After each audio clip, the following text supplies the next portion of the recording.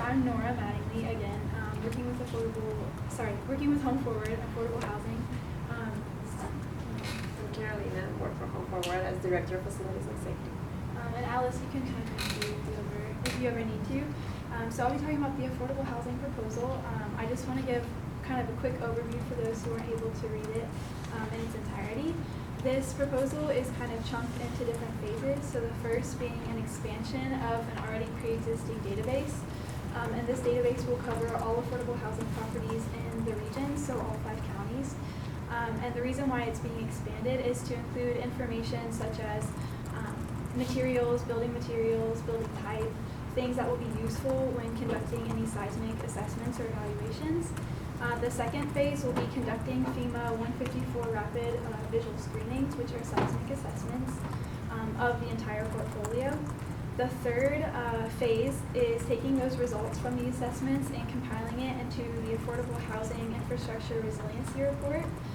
And in this report, it will basically identify hazards and kind of prioritize mitigation efforts and really get a grasp of the current situation of the infrastructure of affordable housing properties across the region. The fourth phase is the purchasing and allocation of cash of emergency supplies and evacuation equipment. And this will be determined, the various properties, through an advisory board of representatives from the different counties. And the fifth and final phase will be the development and distribution of training materials, targeting low to no income and culturally specific audiences, which Home Forward actually has in the works. So we'll be taking the materials already developed and expanding those and hopefully translating, and there's kind of a broadness to that, so we can kind of determine with the funds what we can do with that. So we've made a few adjustments based on the feedback that we received from REMTEC and the work group. The first is on the project manager side. In our proposal originally, we had an on-call staffer who the hiring process would go through Multnomah County, and there was feedback brought up that that might be kind of a limitation working on a regional basis. So by just putting project manager or just personnel staffer, we can actually define who will take that role once funds are allocated. And then there was a concern brought up that these assessments or this report that would be compiled might kind of spark concern amongst residents and property providers. And just to clarify, this is solely for the providers' information, and for county and state planners, it is like an opt-out situation. So if the providers would rather decline this program, that'd be okay. So yeah, I guess just the goal of this proposal is to provide the resources and support to disenfranchised communities served by affordable housing providers. This is historically a community that is disproportionately impacted, as we all know, by disasters and emergencies. So by creating this foundation and hopefully creating safer spaces and more secure housing, if we can keep them in their housing units, not only will we decrease mass displacement, we'll take pressure off of already overburdened mass care providers.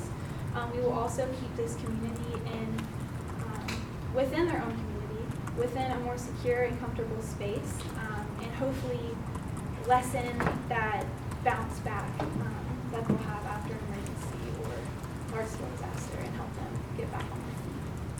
So, do you have anything? I just want to be a voice for the vulnerable population in the area. You know that many disasters that we've seen lately, that displacement of low-income and vulnerable population goes everywhere. And there's still people from Katrina that have not been able to find housing, or the poor will become poorer. And this is what we're trying to avoid. It is something that is unavoidable, but at least we will be able to provide residents in these counties the knowledge about the disasters in their language in a way that they are going to be able to understand. We will want to use pictograms. Ideally, we will start doing some YouTube videos for people so they have the abilities of finding the way of getting the information. it is important for us to pay attention to these communities, and the more that we can help them get prepared, I think that the more we will be able to do for our area. Yes. In your brief, you talk about caches of emergency supplies.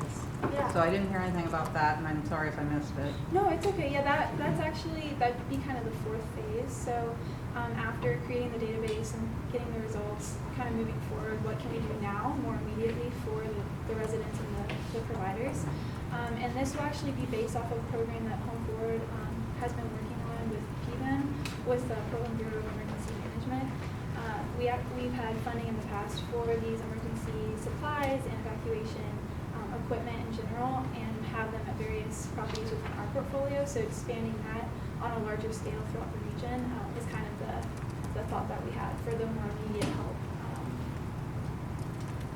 Did that answer your question? Yeah, it was in here and I didn't hear anything, so Yeah, I didn't know if that was still something you were doing or what that would look like, so, okay. We found valuable information from our residents about those supplies. Some of the high rises or where there is a multitude of low-income individuals, there is a high percentage of those that will not be able to buy or to obtain supplies for themselves. And when we were working with the city doing the NET teams, we found a lot of information and community resources that we can get through these supplies, knowing that there is a building in the area that have those supplies, and more people is interested in, if they're not able to financially participate in their own preparedness, that at least they can go through the NET system and they know that the supplies are available and how to use those supplies. And there's nothing that is perishable in those supplies, but it will start something for our buildings and community. No, I'm good, I just wasn't mentioned. Yeah. Didn't know if you were still doing it. I'll ask the next question. So I thought I heard you say this is going to stay at the level of the providers. Does that mean are there opportunities for the tenants, staff to get involved? If providers say no, or if they decide to limit their participation, does that kind of cut off everybody downstream from them from participating in some way in the community building aspect, the capacity building, or any elements, or are they cut off from those things? Yeah, I think ideally we don't want that declining having those assessments to limit them from receiving any other benefits or from being a part of this now hopefully established network between providers. So I think that would be up to the advisory committee to determine how that would actually impact their participation in the program, but I don't foresee that being a barrier or limitation. How do you know that so far? I know you did a workshop at some point with Home Forward. What was the sense of the folks' willingness to participate? And the willingness from the residents. Well, it sounds like the residents aren't allowed to participate right now. It's just Of the providers. Yeah. Yeah, I mean, yeah. So we had a little bit of this bite when we were working with URMs, when we were trying to explain to owners and managers that it was important for them to let the residents know that the building wasn't safe. There was a lot of pushback from owners and managers and some community members. But when we came back to it, what we were saying, and it will apply for the same perspective, is there is the importance of identifying and training the residents about what the risks are for that community. So if we know that a building has a particular hazard, for example, that then the residents get acknowledgement at least, and then, because for some hazards will be impossible for us to change just like this in affordable housing, like URMs or buildings full of asbestos or other hazardous materials, but just identifying and just letting the residents acknowledge or know that there's hazards in the community, we will be able to give them more information and let the residents participate, and then give them the choice to choose where they want to live and what they have to do to get prepared.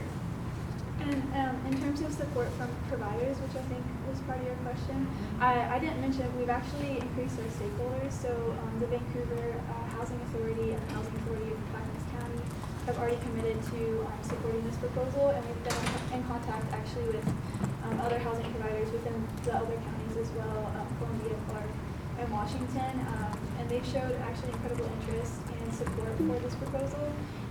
And I think that's why we want it to be inclusive, and we want to have that board of representatives so that everybody who's kind of included in this umbrella proposal can have a say in kind of how it spans out.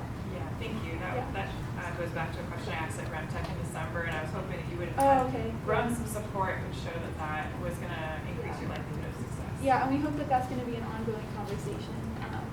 So And we just got another letter, like, yesterday from another. yeah, somebody who else said that they would be interested from their town talking about it. So Great.